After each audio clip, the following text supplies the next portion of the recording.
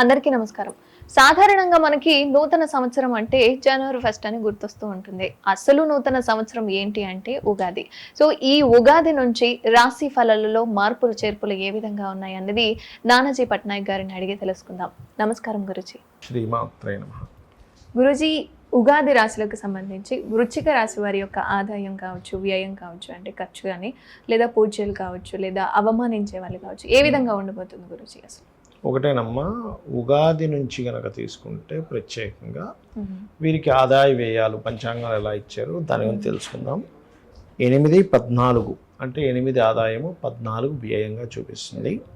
అలాగే 4, 5 అంటే మెచ్చుకునే వాళ్ళ సంఖ్య 4, అవమానించే వాళ్ళ సంఖ్య 5గా చూపిస్తుంది. అయితే ఇక్కడ మరి ఆదాయం తక్కువగా చూపిస్తుంది, వ్యయం ఎక్కువగా ఉంది. 814 కదా. అయితే మీరు దీన్ని ఎలా మార్చుకోవాలి ఏమిటి అంటే, ఇక్కడ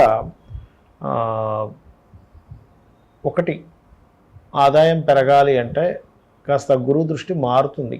కాబట్టి గురువు యొక్క ప్రభావం పెరగాలి అంటే పసుపు గంధము కలిపిన నీటితో అభిషేకం చేయడము శివునికి, లేదా అరటి కాయలు గోవుకు తినిపించడము, దత్త చరిత్ర పారాయణం చేయడం ఆదాయాలు పెరుగుతాయి వీళ్ళకి. మరి వ్యయం తగ్గాలి అంటే బొబ్బర్లు దానంగా ఇవ్వడం కానీ, లేదా తీపి చపాతీలు గోవుకి తినిపించడం కానీ, ఇవి కనుక చేసినట్లయితే వ్యయం అనేటువంటి తగ్గుతుంది ఒకటి.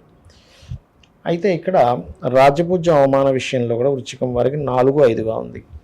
రాజ్యపూజ్యం అనేటువంటిది కాస్త ఫస్ట్ 3-4 నెలలు కొంచెం స్ట్రెస్ ఇస్తుంది. ఎందుకంటే లగ్నాధిపతి కుజుడు వెళ్ళి శని రాహుతో కలుస్తున్నాడు మొదటి 3 నెలలు. కాబట్టి మొదటి 3 నెలలు కొంచెం జాగ్రత్తగా ఉండాలి, ఎందుకంటే శత్రుగ్రహంతో కలుస్తుంది వెళ్ళి.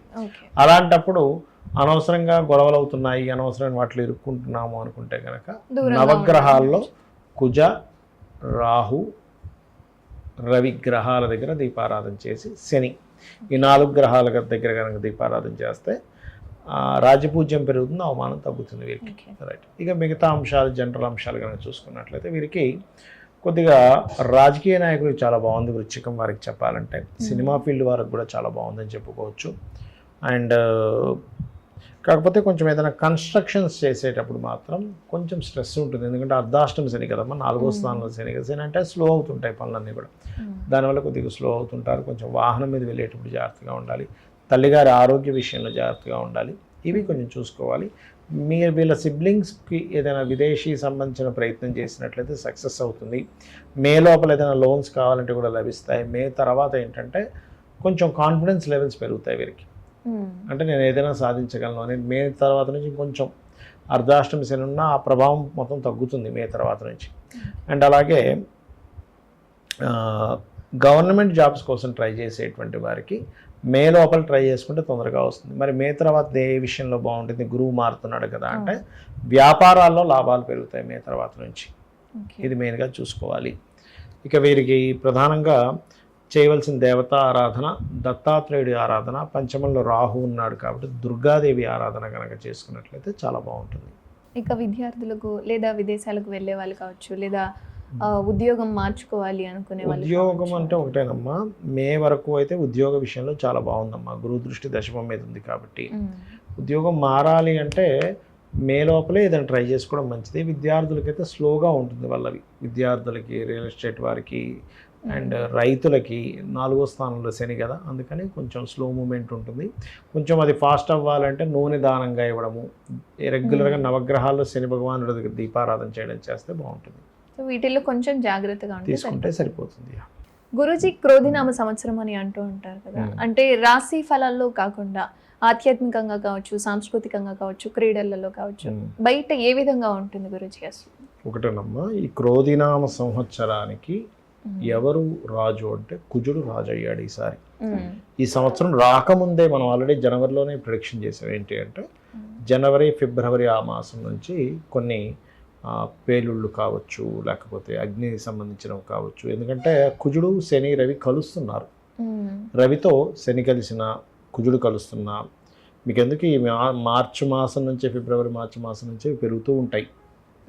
ఎందుకంటే మీరు ఈ కుజశని కలయిక ఎలాంటిదంటే అమ్మా, హీరోసీమా నాగసాకి జపాన్ మీద వేసిన బాంబు అప్పుడు కూడా ఏంటంటే ఈ కుజర్ శనులు కనెక్టివిటీస్ ఉంటాయి ఆ టైంలో కూడా. మీరు ఏదైనా యుద్ధ సమయాల్లో కానీ మనకి చూడండి ఏదైనా ప్రమాదం వస్తుంది, ఏదైనా ప్రమాదాలు రావడం అంటే బాంబు పేలుళ్ళు కావచ్చు, లేకపోతే ఈ రాజకీయంగా అనేకమైనటువంటి గొడవలు కావచ్చు, సడన్గా అసలు ఊహించనంత మార్పులు తీసుకురావడం కావచ్చు, అల్లర్లు కావచ్చు పెరుగుతుంటాయి.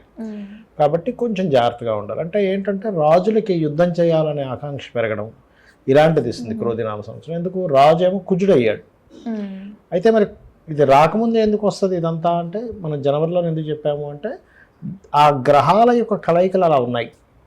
జనవరి ఫలితాల్లో కూడా చెప్పాం మనం యాక్చువల్గా, దాని ఇది ఉంటుంది అందుకని. అయితే ఇక్కడ దీనికి మరి అందరూ ఇప్పుడు చూడండి బయట యుద్ధ సంబంధించిన వాతావరణం ఇవన్నీ ఒక పక్కకు పెడతాయి. ఇందులో సామాన్య ప్రజలు ఇరుక్కోకుండా ఉండాలి అంటే కనుక శని కుజ గ్రహాల దగ్గర దీపారాధన చేయాలి, వారాహి అమ్మవారి అష్టోత్తరాలు చదువుకోవాలి, వీలైతే గోవులకి క్యారెట్లు బెల్లము తినిపించాలి. ఇలా కనుక చేసినట్లయితే ఖచ్చితంగా బాగుంటుంది. అది అంటే ఇప్పుడు మనకి తర్వాత స్పోర్ట్స్ కి సంబంధించి ఉన్నాయి. అవునమ్మా. సో అందులో మనకి ఎటువంటి లాభాలు వస్తాయి? స్పోర్ట్స్ రంగాలకు సంబంధించిన విషయంలో అంటే అమ్మా ఇది అది అప్పటికప్పుడు స్పోర్ట్స్ సంబంధించినటువంటిది ఎవరికి వారి జనరల్ జాతకాలు తీసుకొని చెప్పుకోవాలి. అప్పుడున్న ఏ స్పోర్ట్స్ టైంలో అసలు గ్రహస్థితి ఎట్లా ఉంది దాని పరంగా. అయితే స్పోర్ట్స్ రంగాలకు సంబంధించింది మాత్రం కొంచెం అంటే మొదటి క్రోధినామ సంవత్సరంలో కుజుడే రాజయ్యాడు కాబట్టి స్పోర్ట్స్ రంగాల్లో కుజుడు స్పోర్ట్స్ కారకుడు. ఆ రంగాలు బాగుంటాయని చెప్పుకోవాలి. స్పోర్ట్స్ రంగాలు కానీ టెక్నికల్ రిలేటెడ్ సంబంధించిన విషయాలు కానీ ఇవన్నీ కూడా చాలా బాగుంటాయి చెప్పాలంటే. మిషనరీస్, పెద్ద పెద్ద మిషనరీస్, ఫ్యాక్టరీస్ ఎస్టాబ్లిష్మెంట్ అవ్వడము, వీటికి క్రోధినామ సంవత్సరం చాలా బాగుంటుంది చెప్పాలంటే. సో ఈ సంవత్సరం మాత్రం మనం ఆధ్యాత్మికంగా కావచ్చు సాంస్కృతికంగా ఏం చేసుకున్నా ఆధ్యాత్మికంగా అంటామా ఒకటమ్మా, ఆధ్యాత్మికంగా మీరు తీసుకొచ్చారు కాబట్టి చెప్తున్నాను. ఈ క్రోధినామ సంవత్సరం అని కాదు, మీనరాశిలో రాహు ఉన్నందుకు కొంత మత కల్లోలాలు, కొంచెం ఈ ఆధ్యాత్మిక సంబంధించిన విషయాల్లో పోటీ పడుతూ కొన్ని విషయాలు జరగడం ఇట్లాంటివి కూడా జరుగుతాయి. అంటే ఎక్స్పాన్షన్ ఉంటుంది, వాటి మీద బురద జల్లడం ఎక్కువగా ఉంటుంది, రెండు ఉంటాయి. సో వాటిలో కొంచెం జాగ్రత్తగా, ఎందుకంటే గురు రాహుల కలయిక అనేటువంటిది గురుచండాల యోగం అంటారు. దానివల్ల గురుజీ రాశి ఫలాలు కాకుండా పర్సనల్ గా అసలు ఈ క్రోధినామ సంవత్సరంలో ఏ విధంగా ఉంటుంది? పర్సనల్గా అంటే అమ్మా ఇందాక నేను మీకు ఒక్కొక్క రాశి గురించి చెప్పాను కదా, అలా కాకుండా పర్సనల్ చార్ట్ అని ఉంటుంది. అంటే మీరు జన్మించినప్పుడు ఉన్నటువంటి సమయాన్ని, తేదీని, నెలని, సంవత్సరాన్ని, ప్రదేశాన్ని తీసుకొని మీరు ఏ లగ్నంలో జన్మించారు, మీరు పుట్టిన లగ్నాన్ని బట్టి మీ యొక్క ఎదుగుదల ఎలా ఉంది అంటే ఇది పర్సనల్ కంప్లీట్గా. ఇప్పుడు మేషరాశి వారు అందరికీ జనరల్గా జరిగే కొన్ని ఉంటాయి, మీ పర్సనల్ చార్ట్ మీకు యూనిక్గా ఉంటుంది. ఎందుకంటే ఒక మనిషి ఉన్నట్టుగా వేరే వాళ్ళు ఎవరు కూడా అలా ఉండరు చూడడానికి. అలా తెలివితేటలు ఉండవు, ఎలా వేరు వేరు ఉంటాయి. వాళ్ళకున్న తెలివితేటలు వేరే వాళ్ళందరికీ, వాళ్ళకున్న స్కిల్స్ వేరే వాళ్ళందరికీ ఉండాలని రూల్ లేదు.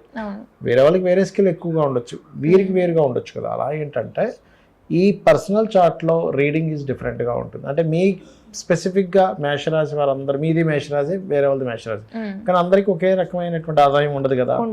అంటే మీ పర్సనల్ చార్ట్లో ఆదాయాన్ని ఇచ్చే కారకుడు, అంటే మీకు ధనాన్ని ఇచ్చే కారకుడు ఎలా ఉన్నాడు, మీ పర్సనల్ చార్ట్లో సిబ్లింగ్స్తో ఎలా ఉంది, మీ పర్సనల్ చార్ట్లో ఏ డైరెక్షన్స్లో నివసిస్తే బాగుంటుంది గృహము, మీ పర్సనల్ చార్ట్ రీత్యా ఎందులో డబ్బులు వస్తాయి, ఎప్పుడు డబ్బులు వస్తాయి, అదేవిధంగా వివాహ సమయం ఎప్పుడుంది, ఎటువంటి వారు మీకు జీవిత భాగస్వామిగా వస్తారు, సంతానం అభివృద్ధిగా ఉండాలంటే ఏం చేయాలి, మీరు జాబ్ చేస్తే బాగుంటుందా, లేకపోతే బిజినెస్ చేస్తే, వ్యాపారం చేస్తే బాగుంటుందా, లేకపోతే ఇక్కడ ఉద్యోగం చేస్తే బాగుంటుందా, విదేశాలకు వెళ్తే బాగుంటుందా, అలాగే ఇన్వెస్ట్మెంట్స్ ఎప్పుడు చేయాలి, లేకపోతే అప్ అండ్ డౌన్స్ వస్తాయి చాలా మందికి, సడన్ రైజ్ వస్తుంది, సడన్ డౌన్ వస్తుంది.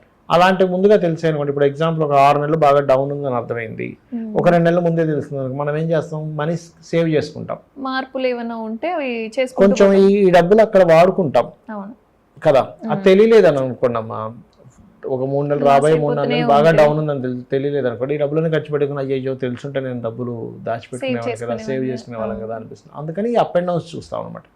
ఈ రకంగా ఏంటంటే మీ పర్సనల్ చార్ట్లో పర్టికులర్గా ఏ దశ నడుస్తుంది, ఆ దశ మీకు యోగిస్తుందా లేదా, యోగించాలంటే ఏం చేసుకోవాలి, ఏ రత్నం పెట్టుకోవాలి, ఎవరిని ఎక్కువగా ఆరాధిస్తే మీరు రుణరోగ శత్రువుల నుంచి బయటపడతారు, అన్నీ కూడా మీ పర్సనల్ చార్ట్లో ఉంటుంది. ఇదంతా ఏంటంటే ఆదాయము, వ్యయము, రాజ్యపూజ, అవమానం ఇవైతే చెప్పుకున్నాము, ఇది జనరల్ గా జరిగేవి. ఇంకోటి ఏంటి, ఈ సంవత్సరానికి ఫలానా రాజు కాబట్టి ఇది లోకపరంగా జరిగేటువంటివి. మీ పర్సనల్ చార్ట్ అంటే మొత్తం 3 రకాలుగా ఉంటుంది. రాశి ఫలాలు, బయట జనరల్గా జరిగేది మీ పర్సనల్ చార్ట్. అది అయితే మీకు ఇప్పుడు సందేహం వచ్చేవండి, మరి నా పర్సనల్ అయితే ఇవన్నీ ఎందుకు చెప్పుకుంటున్నామని. ఇప్పుడు మీరు ఉన్నారు, ఇక్కడ నుంచి మీ ఇంటికి వెళ్ళాలనుకోండి, పీక్ టైం ట్రాఫిక్ టైంలో అయితే గంట పట్టొచ్చు, నార్మల్గా అయితే 20 minutesలో పట్టొచ్చు. బయటన పరిస్థితులు బట్టే కదా మీ జర్నీ ఉంది. అవును. అట్లా ఏంటంటే మీ జర్నీ ఎంతసేపట్లో వెళ్తారనేటువంటిది మీరు ఎంత ప్రయత్నం చేసినా బయట ఉండే వాతావరణము, బయట ఉండే ట్రాఫిక్ అనుకూలించాలి. ఆ ట్రాఫిక్ ఎలా అనుకూలిస్తుంది, ఏ టైంలో అయితే అనుకూలిస్తుందని మనకి ఎట్లా తెలుస్తుందో గోచార ఫలితాలు కూడా అలాగే. సో బయట జరిగే సిచ్యువేషన్స్ కూడా మనం కంట్రోల్ చేసుకోవచ్చా గురుజీ? మన రెమెడీస్ ద్వారా కంట్రోల్ చేసుకోవచ్చు. ఏ సమయంలో చేస్తే మంచిదని. ఇప్పుడు మీరు ఉన్నారమ్మా, ఇప్పుడు ట్రాఫిక్ తక్కువగా ఉంది, కానీ అదే 9-10 o'clock అప్పుడు అంటే ఎక్కువగా ఉంటుంది, పీక్ టైం కాబట్టి. మధ్యాహ్నం టైం తక్కువగా ఉంటుంది కదా. దాన్ని బట్టి మీరు ఇప్పుడు ఎంతసేపట్లో వస్తారు మీరు అని ఇంట్లో వాళ్ళు అడిగారు అనుకున్నా, 1/2 hourలో వస్తా అంటారు. అదే మీరు ఈవినింగ్ 5 o'clock 6 o'clock అయితే ఎక్కడ 1/2 hour ట్రాఫిక్ జామ్ ఉంటుంది, 1 hour పడుతుంది అంటారు. సమయాన్ని బట్టి మార్పులు అనేవి బయట ఉండే ట్రాఫిక్ ని బట్టి మీకు ఎలా అయితే మీ యొక్క సమయం ఎలా పడుతుందో, గోచారంలో ఉండే గ్రహాలను బట్టి ఇక్కడ కూడా మార్పులు వస్తూ ఉంటాయి. అది అంటే బయట ఏం జరుగుతుంది, మనలో ఏం జరుగుతుంది, అసలు రాశి ఫలాలు ఏ విధంగా జరుగుతుందని చెప్పి చాలా కన్ఫ్యూజన్ ఉన్న వాళ్ళు ఉంటారు. వాళ్ళకైతే చాలా క్లారిటీగా చెప్పారు. చాలా చక్కటి అంశాలను మాతో పంచుకున్నారు గురించి. ధన్యవాదాలు. శ్రీమాత్రే నమః.